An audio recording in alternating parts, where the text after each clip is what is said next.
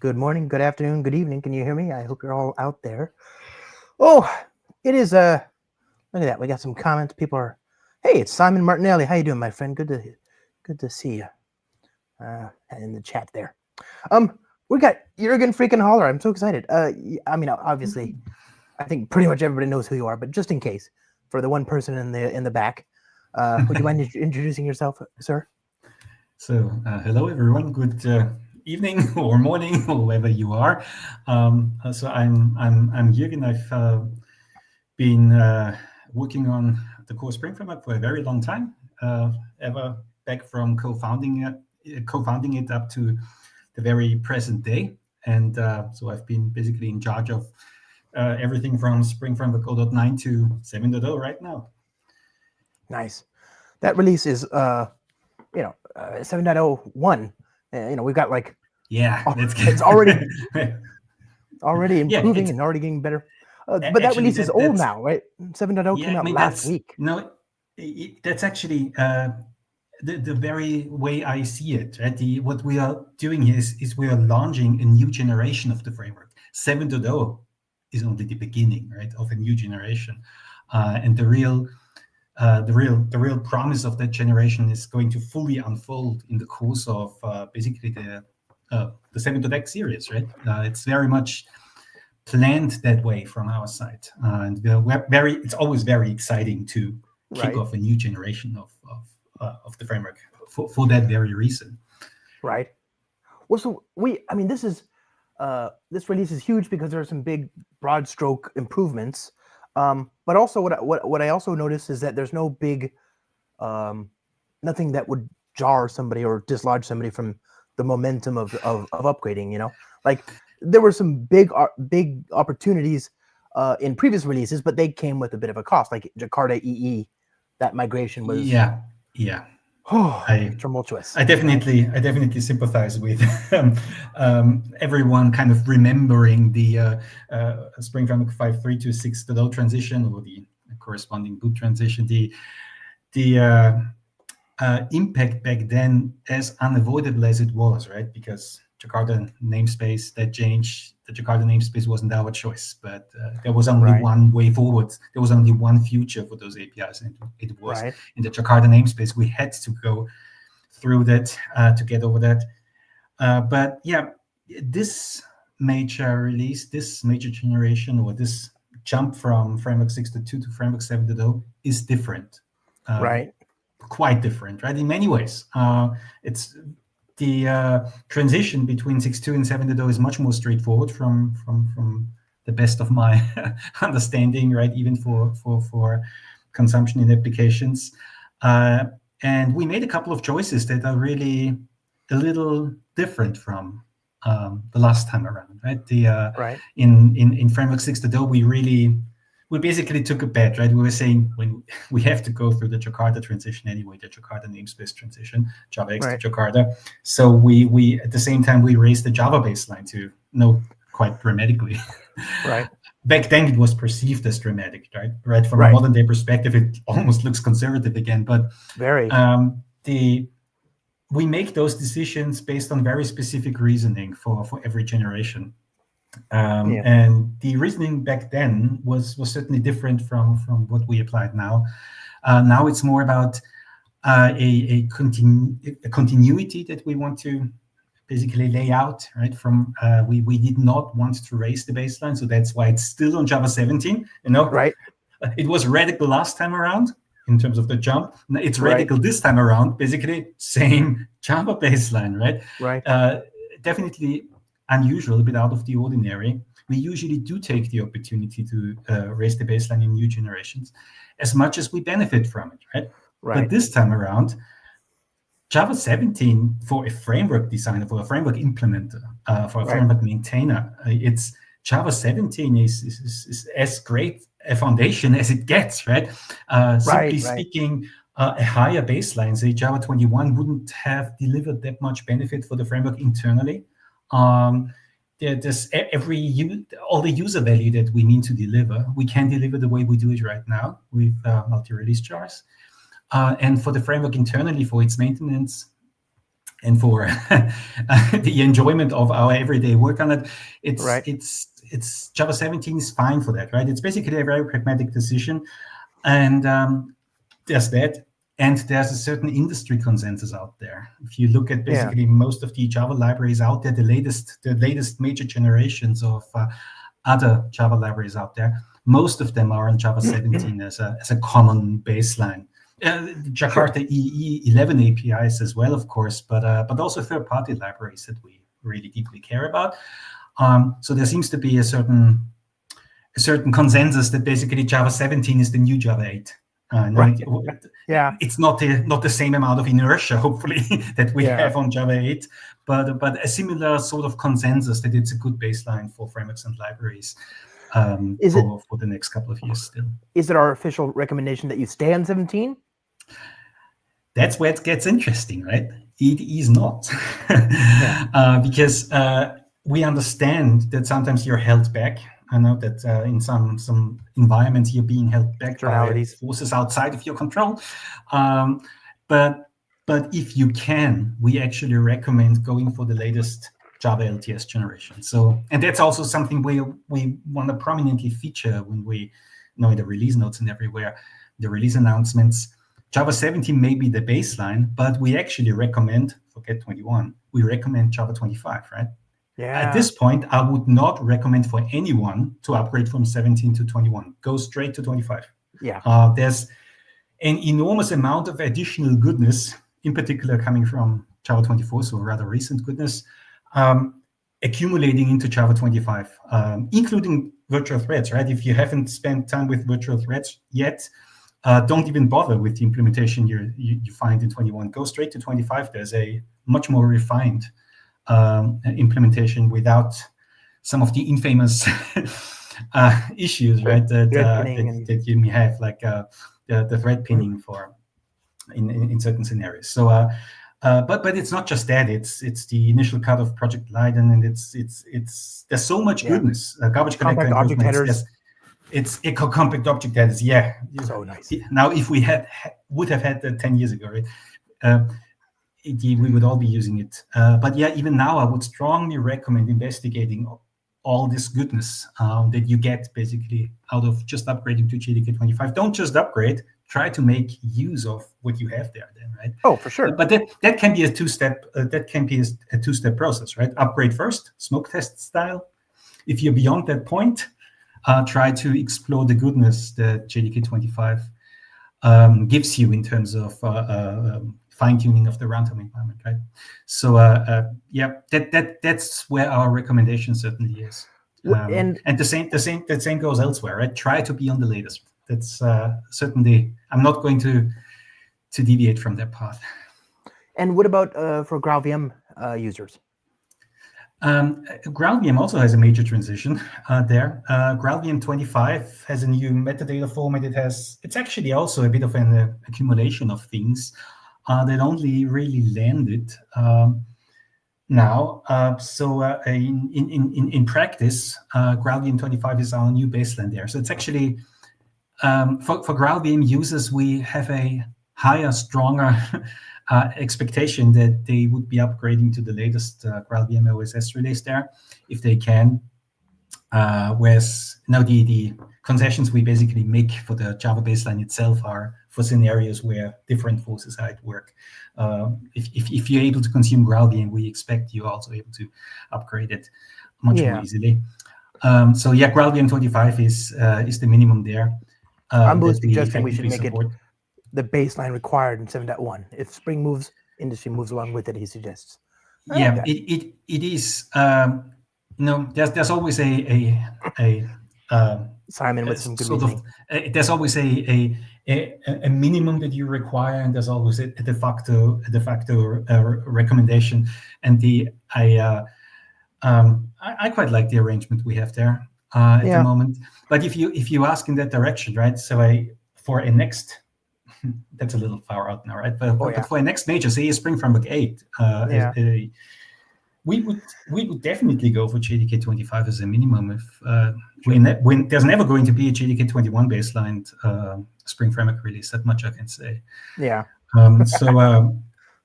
Yeah, there's the JDK continues to evolve, continues to improve so rapidly that we really feel much more than ever. Basically, it's actually worth being on the most recent possible JDK if you can. It doesn't even have to be Amazing. LTS, right? We also support JDK releases in between, but we know that in practice, it's the LTS releases that most people put into their calendars in terms of an upgrade Yeah. plan. So we tend to focus on that. But even say the upcoming JDK 26, by all means, if you can, Oh yeah. use that, right? But if we say JDK 25, we really mean a sort of Latest. that LTS generation. Right. Later is better, right? If you Yeah. can be higher than that, then all the power to you.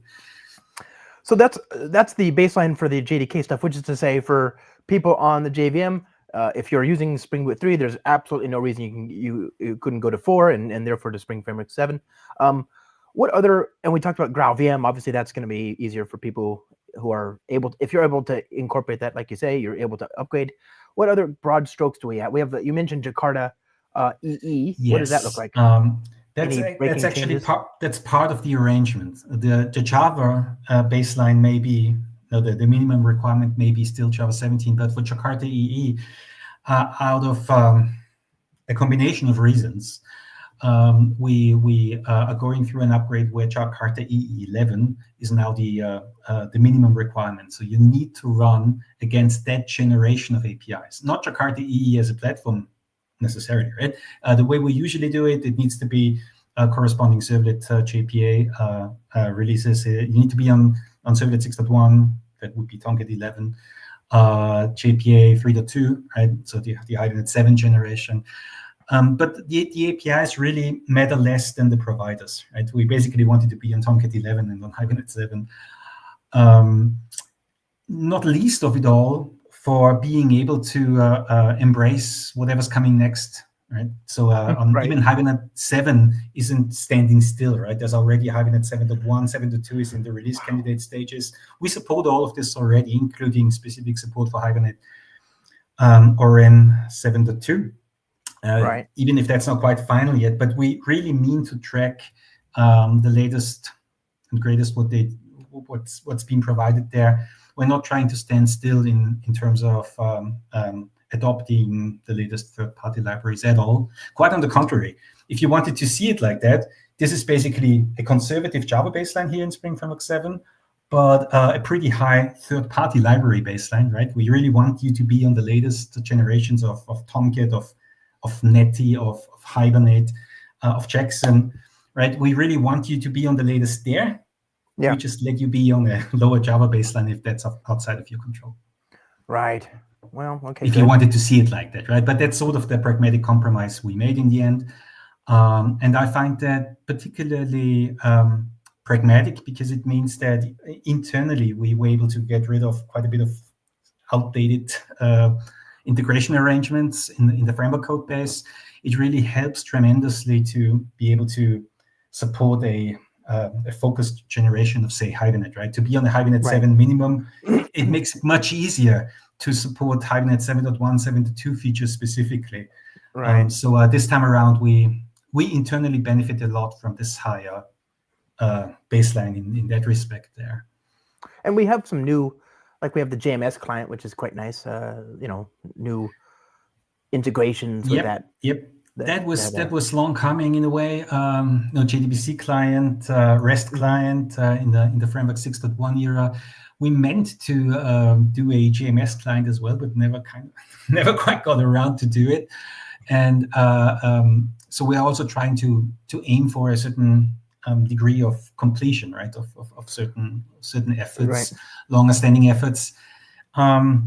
I'm the first one to admit that in Framework 6.x it was a little different.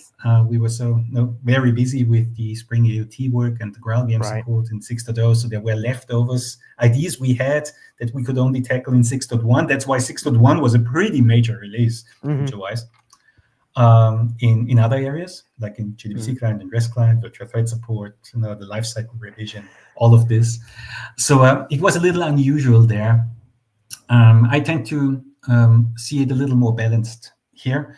We already have plans for what's what we would follow up with here. It's so for a Framework 7.1, Framework 7.2 release, there's definitely already a sort of plan emerging, but there isn't this huge set of leftovers that we had when we launched 6.0 back then. We're actually launching against the state of affairs where we're quite happy, we're rather happy with what we were able to bring into the initial 7.0 release already. Right. I mean, so there are some broad, you mentioned GraalVM, AOT stuff. That's a huge, like if you want to take advantage of that, that's one of those things where we had to do a lot of plumbing across the portfolio, right? Ditto for reactive before that, right? In Framework 5, yeah. In 5, right? I mean, there's always the dead major theme back then, yeah. Definitely. And these are, if you opt into them, they are super useful. They provide a lot of value, but they're also a lot of like work for us. And this time, I think I don't know if there's anything that was so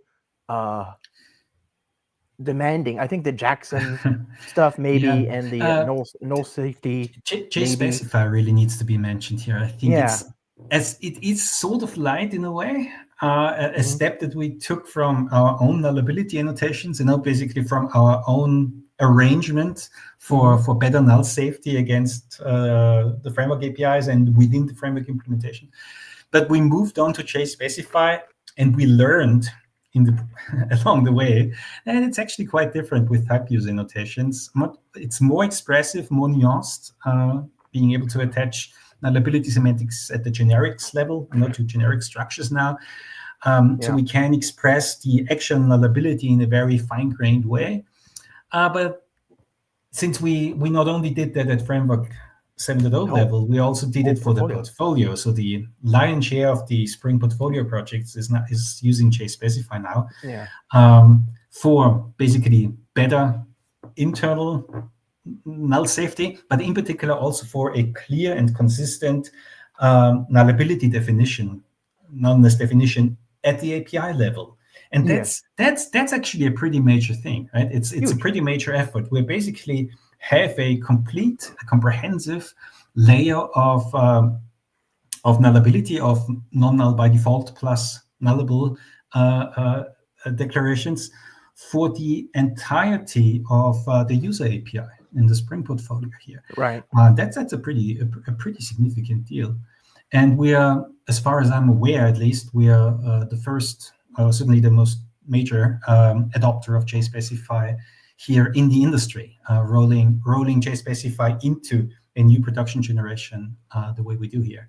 So that's actually that was where most of the nuance was waiting to be dealt with here, literally affecting almost every source file in the framework code base, right? So and across all the source not to be taken lightly. No, not at all. That's something I think that's the only thing I can point to where it had that much turnover in terms of like work for everybody to do. And the good thing is, in practice for an application upgrading, hopefully it doesn't matter as much. It doesn't get in the way, right? It's more a nuance that you that you're going to appreciate once you deal with it, right? But it's hopefully not in the way, in the sense of a major hurdle in the upgrade. Like, it's not of that kind. It's a more nuanced major revision across the code base. For most people, it'll show up as a yellow type in IntelliJ, which is one of the magic elements of what we're describing here, is that there's this feedback at every layer of your development cycle. The compiler with the null away plugin, the IntelliJ idea. Nullaway went a long way. It's the state of Nullaway is actually it evolved a lot over the past couple of years. It's what we are using for double checking those nullability declarations ourselves. It's also, I suppose, what we would expect applications to use. But that's not mandatory. You can basically keep ignoring nullability largely if you want, but among the things that you could investigate for the improvement of your application code base, right? JSpecify and nullability declarations now is really the time, right? A couple of years back, it was a little improvised still, the way you had to do it in practice. But now with JSpecify, there's really an agreed on a way with tooling support, IDE support, even a sort of forward compatibility path, right? A path towards wherever the JDK goes, right? In terms of if ever. Right. But JSpecify is really also meant to be you're meant to be on JSpecify for basically Yeah. forward compatibility with wherever Java itself is going in that direction, right? So yeah, that's perfect for us. Yeah. Perfect timing, perfect for the start of this new generation. And there's huge value for Java users in particular now, right? I mean, previously it was for Kotlin users, where the Yeah. Kotlin integration really needed to understand the nullability of the Java APIs that it was dealing with. So it was sort of mandatory for that angle, a bonus for direct Java users. Right. But now I would argue that the value that we deliver here, that through our adoption of JSpecify, the value that we deliver for Java development in the Java language is just as high. Yeah. So I would strongly recommend checking that out. Right, you don't have to immediately. It's not going to be part of your smoke test arrangement when you upgrade, but it's one of those things that you can start to explore once you're on that new generation. Right. Well, that, like I said, IntelliJ will give you yellow hues around the types that are meant to be not null. And so you'll have these warnings in your IDE immediately. They won't stop you from building. They won't stop you from shipping, but you will know where to start. It's very clear what you can Yeah, do and how to there's do great it. guidance. We use that Yeah. internally all the time, right? It's we had a great starting point because we already had a custom nullability arrangement before, so a lot of the code base was very aware of the code flow and the state of affairs of can this thing be null. But with JSpecify, we formalized this in a more standard way with type Yeah. use annotations and with very tight tooling support now. Nice. And so it's end to end. And of course, you alluded to one day, possibly, hopefully, Valhalla having no restrictions in the language proper at some distant, far-flung point in the future. Yep, and it will be easier for code on using those language features at some future point to interact with frameworks and libraries that use JSpecify now, right? So in particular for a mix and match scenario where you basically want to, in a future generation of Java, we would want to enable application developers to embrace those Java language features. Then we basically have the best possible foundation you could have to enable that going forward, right? You need a tight null safe declaring code base in the framework, in the library, in order to be consumable in that future version of Java, Right. in a proper way. Just like we are consumable for Kotlin right now, right? Right. By the way, for Kotlin developers, you will see this when you upgrade. These nullable references will become. Is that true? Will those become errors? Yeah, that was to a large degree the case before already, since Kotlin had custom integration with our nullability annotations before. So, but yeah, it is. There's a lot of nuance to this now, right? A tighter declaration of nullability is always means you're going to uncover points that you didn't notice before, where you had basically unclean handling of possible null references, or even the other way around, over checking, right? You were constantly checking whether that thing can be null, but it's actually declared to never be null, and code flow analysis says it's never going to be null. So that's also something the IDE is going to show you, right? It's going to say, like, at that point, according to what you declared, this thing cannot be null. So why do we have an if check there? It's also going to tell you that, right? Both ways, potentially NPs, but also overchecking, basically. Overchecking, remove code. So this is okay. So let's get to the last, as far as I can. The last broad stroke feature that, because this is the power of the framework, is we can make improvements at the framework level that translate into, they have a multiplicative effect. There's a greater. It redounds to the benefit of people who use the new revision. So we've got talked about Jakarta E, GraalVM, Java, the null safety restrictions. What about Jackson? What's that story look like? Jackson is, we actually worked closely with Tattoo there on the on the Jackson Lead of 3.0 release, on the last mile in particular, right? all the RCs that he did, we were closely involved in the shaping up. And also the timeline worked out just fine, right? It's a very recent GA of basically one of our key third-party libraries that we integrate with, right? So we strongly recommend checking out Jackson 3, and we integrate it everywhere. So it basically comes out of the box. At the same time, we understand that there's some behavioral difference, there's some nuances in Jackson 3 where you might not be able to go there right away. So we have Jackson 2 support in most places still, in the places where we easily can. But it's deprecated. It's meant to go away, right? We fundamentally need to, at some point, we need to force an upgrade to Jackson 3, just like we do for Hibernate 7. That's the only path forward. But yeah, I mean, Jackson is, it's a really highly customizable and a very flexible arrangement these days. But people also use it in all sorts, just like an ORM, just like Hibernate. You might use it with a lot of fine-tuned fine-tuning across the board, across the mappings, across the things that you rely on. So in terms of where I would put most attention in the upgrade, right? Try the upgrade basically to Framework 7 to boot forward, take Jackson 3 along with you, but then carefully revisit. Are you still rendering your JSON documents the same way? So with a tight integration test, you're going to notice, right? But there might be nuances, just like with an ORM, right? Does it send the same SQL statements to the database, or does it? If it sends different ones, does it matter?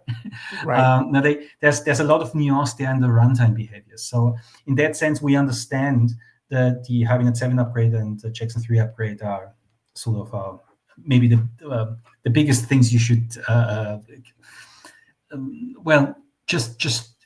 you should put a lot of care in those areas in particular. That's what we recommend, right? But yeah, beyond that point, of course, Jackson 3 is streamlined a lot, and it's a very modern implementation of basically all of Jackson, right? JSON++. Right. And it's a good thing that it finally happened. Jackson 2 had a long lifetime, right? And it shows in some ways, right? It's at some point, a major generation that allows you to clean up your internals rather radically is really what you need as a library maintainer. And we feel that in particular with Jackson, that was overdue. It's great that it happens now, right? So but it's also, you get all the power of of what Jackson 3 has to offer now out of the box for your Spring Boot applications. That's in itself a huge asset, right? That you get through just the Spring Boot upgrade that takes Jackson 3 with it, brings Jackson 3 into your class path. So good. And by the way, that Spring Boot 4 upgrade, in theory, is today, right? Like haven't. Yeah, we are anxiously waiting. Right? Yeah. The other boot releases are out for the .ga, as far as I have been checking right before we started here, is still to happen. But yeah, it's going to happen any moment. Yeah, so that's exciting as well. Okay, can we talk about some of the programming model? Sure. The features that are in, because we talked about the cross-platform things, and I love that. I love those because, again, what is that? You did a thing with the method bridge optimization. What was that? I just saw that. That's hopefully a nuance for most people. But it's actually, I mean, it's a good point. This was a very late one, but we have quite a few runtime optimizations in there. Basically, introspection algorithms that we try to revisit for, in particular, modern day Java. I mean, some of them were still able to deal with arrangements that cannot happen on Java 17 plus anymore. Right? So there was a bit of outdated checking in there, and we tried to clean it up rather aggressively at this time around. We are possibly even bringing it into Framework 6.2x still, and in some cases bringing it into Framework 7. But yeah, there's a constant and rather radical even goal of improving runtime performance, right? Startup time performance, but in particular also hotspot performance at runtime. So we keep refining, the logging, Right. the use of metadata, in some areas that's not visible in the release notes, or at least not No, but prominently, it's right? You're huge. barely going to notice, but let me put it like that. Even if you ignore everything else Framework 7 has to offer, you just upgrade Right. to it. There's even some goodness coming your way through better runtime behavior. So we hope, Right. right? But that Right. alone, of course, isn't that exciting about a major release. I do agree that the Well, programming speed model elements are performance. really, they really make it, right? They really define a Yeah. release. A new generation is defined through the programming model Right. facilities that it tends to focus on. And we tend to do so a little more. Well, we tend to do so in a very backwards compatible way, obviously. But what we bring in is always very specifically chosen, right? So Right. we're not introducing the reactive paradigm like we did back then, or that sort of No. thing. Also, nothing of the kind of Spring AOT this time around. This time around, there's bean registrars for the Yeah. co-container. That would be a definitely major programming model feature in the core framework, even if the way we designed it, the way we tend to see it, it's a bit special purpose, right? It's sort of like configuration classes, but much more Right. dynamic, programmatically expressing the registration Yeah. of bean definitions against the registry, not in a declarative way, but in a programmatic building way. And the idea there is that you can do things that historically, at least, the configuration classes wouldn't let you do, right? Or design-wise wouldn't Right. let you do, because a declarative approach is a bit static, right? You have a set of add-bean methods. You have certain conditions attached to them. That's what it is, right? That's your structure. Right. It's right there in the factory methods, in the annotated factory methods. Whereas in a bean registrar, you can do things like you can have a loop, right? You can have a for loop Right. that registers a number of similar beans based on some conditions of Environmental yours. And the number of thing. beans is basically dependent maybe on environmental factors, right? On Yeah. runtime provided properties or the like. So the flexibility of how many beans you register and what the conditions are. A condition in a programmatic arrangement is basically an if statement, right? Right. Are you Right. going to register the bean or not, right? That's what the condition means. And having that in a programmatic way is a degree of flexibility that the configuration class model just isn't capable to provide, right? We don't want to make the Right. configuration class model something it is not. It is Right. very much one factory method, one being, right? It's like a easy to comprehend. And for every purpose beyond that, every demand, for more dynamicism in bean registrations, you can use bean registers, and you can just import them right on the configuration class. They Right. are a reusable callback, an implementation that we call back basically at runtime, and it is just able Right. to register a couple of additional beans. Or if you wanted to go fully programmatic, and that's where we're a little off the mainstream now, right? But so in a purely programmatic way, you could have a generic application context and just apply Right. a bean registrar to it, right? Just give it a bean registrar, and it pumps those beans into the context without any annotation processing at all, right? So it is also that. But in practice, we see it as a sort of enrichment of the configuration class model, where you can now have, instead of importing another configuration class, you can import a bean registrar that spits out a couple of beans in a somewhat dynamic way, but also in a reusable. One bean registrar is a reusable class, a reusable piece of registration. Right. So there's also some composability aspect to this, and so yep, we are going to see where our users are going to take it, but it's also in use within the portfolio for some purposes already. We primarily see it being used by third-party integrations, not so much in application code necessarily. But it's still a great feature to have, right? I I know, I hear what you're saying. I do, but I freaking Mhm. love bean registrars. To me, they just Yeah. feel. If it's being taken to places we haven't expected, then all the power to whoever's taking it there, right? But Yeah, we're sort of just a little defensive, I guess, in our assumptions of what it is good for. But fair. I'm the But it first just one also to admit and over the years I've often learned that what we envisioned and what actually people do with it, that those are two different things, right? yeah. And that's Well, I mean, great. That's really great in this community aspect of it, right? So sort of we are yeah, the ones to bring it into our programming model, sure. but in application development, right? Developers are really then Who taking knows it where it'll go? where it needs to be taken. Yeah. Yeah, I quite like it. And again, don't follow me on this, anybody. I'm just some raving lunatic. But I like it's if I want to register, I can do I can add a stereotype annotation to a class, and that's one line of code. Or I can call registry.registerbean, and that's one line, and I just pass in the class literal, and that's one line of code. If I want to register a full definition, then registry.registerbean with a supplier as opposed to a Java config bean provider method, it's still less code. I mean, I just overall for it's either the It same is amount of more code or it's less concise. Yeah. code. I quite like it. I'm a big fan, and it's like you said, you can avoid annotation processing. Not that it matters that much because it's going to happen in most apps anyway, and it's not that big a deal. But Mhm. I'm such a big fan. Well done. Okay, so let's talk about some of these other things as we because we got to get there's Sure. so much good stuff in this release and so little time. So we talked about JMS client. We talked about bean registrars, which I quite love. You've got API versioning, which is like a huge deal, and I didn't, I was a Yes, little skeptical of this at first, and then people started telling me, "Oh, I've been waiting for this," yeah. So it shows how It's a, little I know. it's a huge topic. I mean, it's that's web API versioning, right, for web endpoints to. Right.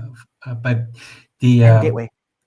yeah the importance of versioning the endpoints that we model, that we implement, is obviously very significant out there. There's a bit of some existing conventions out there.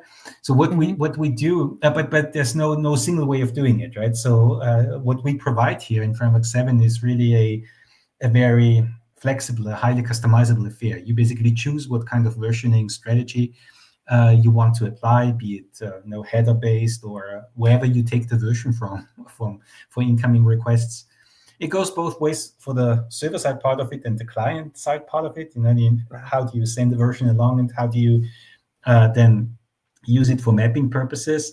It's a highly flexible, very much a framework style affair that we Right. have there, right? A framework style arrangement, which also allows, well, very flexibly used in practice, right? You integrate with services outside of your control that happen to use certain version strategies already. You need to integrate with those, or they are your clients, right? Right. Your server side endpoints need to use that version strategy because that's what your client expects. That's the way it's been designed, and the importance of it. I think I would tend to see it as it's the perfect time for it to land at Spring Framwork level. Right. But obviously, for quite a number of years, some versioning has been done with Spring MVC endpoints, with Spring managed endpoints already. So there's also a little bit of a migration aspect to it. So if you have a custom arrangement and you want to basically migrate to the Spring Framework 7 way of doing API versioning, Right. there's also that. That was also part of our design mindset. Amazing. It's exciting to see where that is going to be taken in practice as well. I mean, it is such a big feature. I mean, in Spring Boot, it's just a few properties now. You can say I want to do path variables, headers, request parameters, and content types. It's just one line of config and set up a default version. Annotate you specify the version and the mapping annotations, and Bob's your uncle. You have an API version.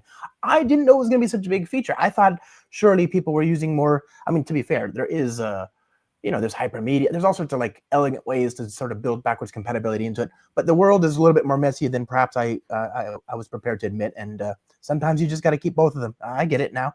I was wrong. Huge feature. Speaking of messy worlds, another thing that's very, very common, and for the longest time, I don't know if people know this, for the longest time, one of our most widely used projects, perhaps it still is today, is one that I think a lot of people didn't even know about, which is Spring Retry, right? Because it's a transitive dependency of so many other Spring Portfolio projects, like Spring Batch, like Spring Integration, Spring Cloud, Spring AI. I mean, so many projects bring in transitively Spring Retry.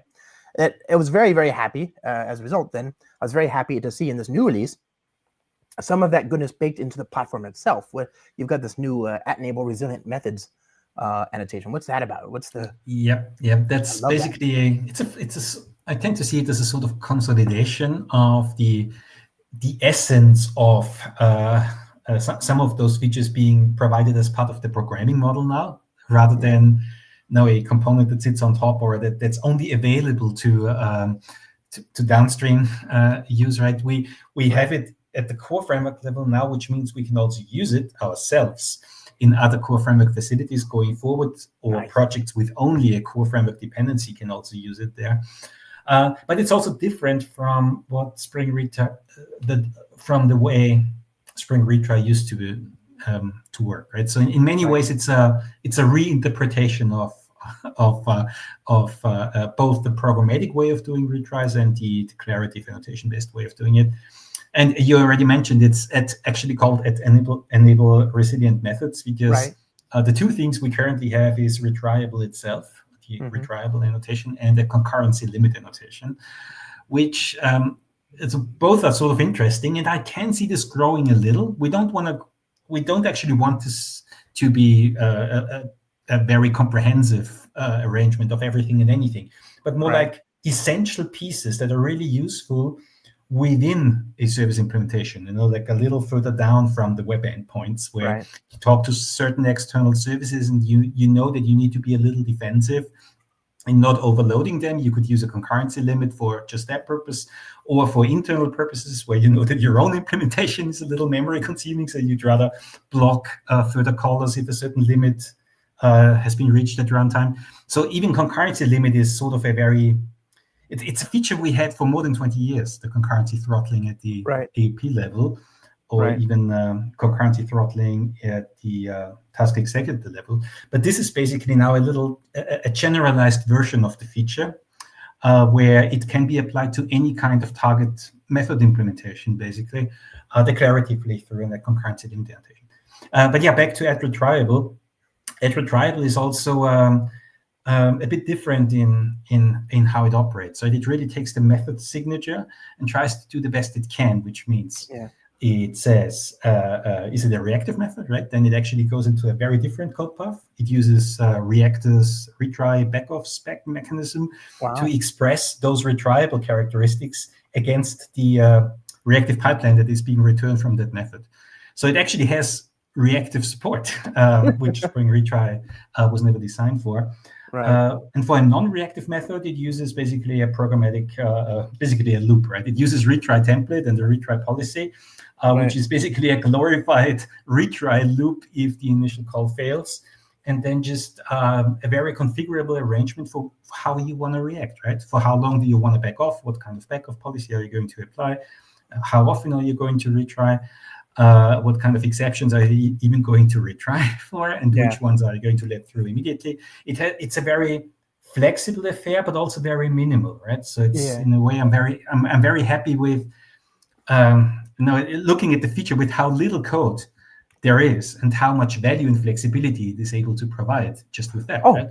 To the core programming model. As if to underscore the value of this release, both AWS US East 1 went down and Cloudflare went down, like two backbone pieces of quintessential backbone pieces of infrastructure on the internet failed in the recent weeks. Like if you don't believe that services are ephemeral and that they might fail, surely that would convince you otherwise, right? I mean, you need to build robustness and resilience into your everyday interactions with the internet, and now you can. It's easier. And in a pretty fine-grained way, not necessarily just at the system boundary, right? So that's why we brought it into the core programming model. You can obviously use it more at the system boundary if you want to, but we in particular brought it in to the programming model to let it be used wherever it needs to be used, even within a system. Right. Oh, yeah. So it doesn't have to be a network call. It could be just something that might fail in local code. That's a good point too. Yeah. Yep. Or some nuance where the retry behavior is very specific to what you're doing there, right? Not to your general service overall necessarily. You want to be fine grained with how you retry, right? It's primarily for that. Yeah. So speaking of network boundaries and network interactions, one of the nice things I was very happy to see land was the refinement. Yeah, that's let's say that on the HTTP declarative HTTP client support that originally landed in 6 and was useful, but there's a bit of a for each interface you had this whole HTTP service proxy factory. It was very dance. A bit of a repetitive arrangement. If you happen to use it across the board, you found yourself repeating yourself. It was a very well received feature in already before, right? Yeah. And what we do now is basically it's a configuration model. It's easier ways of defining a multitude of services that you happen to access that way. Right. So it's primarily for larger scale use where the difference is being made. But heavily debated on how that needs to work, right? So right. It's like again, there's no services aren't all of the same kind. They might come with different kind of characteristics attached to them. So we have this notion of groups there, it turned out to be a little more complex to design that arrangement than we initially thought. But it's also very very well received already. The early feedback that we got on this is also exciting, right? So I think it's also comes at a time where that is particularly useful also for existing adoption of that approach, client side now interfaces, basically for interacting with services. That way, there's always history behind it. Right? Do you remember the old ways of doing RPC and everything? Right? It's like Hesse and Burlap, all those things. Right? We've always had an interest in sort of being able to model this interaction between closely interacting services that can agree on a lot of things. But in the modern era, obviously that works a little different. You don't serialize Java method invocations anymore. I know. I've told you this before. Now it's also it kind of goes nicely, with even the retrieval. With those are all features that you need, that are particularly useful if you have an arrangement between a multitude of services that need to interact with each other, modeling both the system boundaries and the interactions between those services in a very nuanced way. Right. And that's what we are trying to make more first class now. I will say, and I know I know it's gone, but I did love HTTP Invoker very much. It just makes me sad. As we kind of wind down here. Sorry. Mm-hmm. Oh yeah, it had its time. Yeah, well. A feature that you will look, you will upgrade to 7 and you will not even notice this, which is, I suppose, a huge feature in of itself. But JUnit 6 is here, right? Whole new release, amazing improvements, and yet just in time also, right? We were able to pick it up as always from the oven. Yeah. Can you talk about that? Yeah, I mean that's again one of those things where I hope it's not showing too much in the upgrade path. Right. But JUnit 6, just looking at JUnit's history, is the first major release since forever. So when exactly JUnit 5.0 landed, I would even have to look it up, right? It's a long time ago. And so they don't do major releases very often. No. But there's also a certain aspect to the way you can integrate with JUnit as a framework. JUnit 5 Plus is very much a framework, right? It's JUnit 6 is also basically a framework with lessons learned from Framework 5 in a way where it lets us integrate with its test execution management in a more in a better way in quite a few areas. It's not dramatic, right, in terms of user impact, but JUnit 6 is the beginning of a new generation. They certainly proved in JUnit 5 that they mean it with their minor releases. They introduced so many features, every year, and the JUnit 6 is going to be just like that, right? So basically, in order to consume all the goodness that JUnit 6.x is going to deliver, we decided to use JUnit 6 as a minimum. We know that it's a little fresh still, right? But it's also hopefully a very straightforward upgrade for all JUnit 5 usage. Oh yeah, I upgraded and I didn't even know it was. I love That's when that the happens. ideal upgrade path. You shouldn't initially. You shouldn't need to know, right? Only as you have it, then right at your fingertips, right? Only as you have it, you're going to see and explore what it can do for you, right? Yeah. From There is one new thing people can that at least one thing I've been thinking about, the REST test client,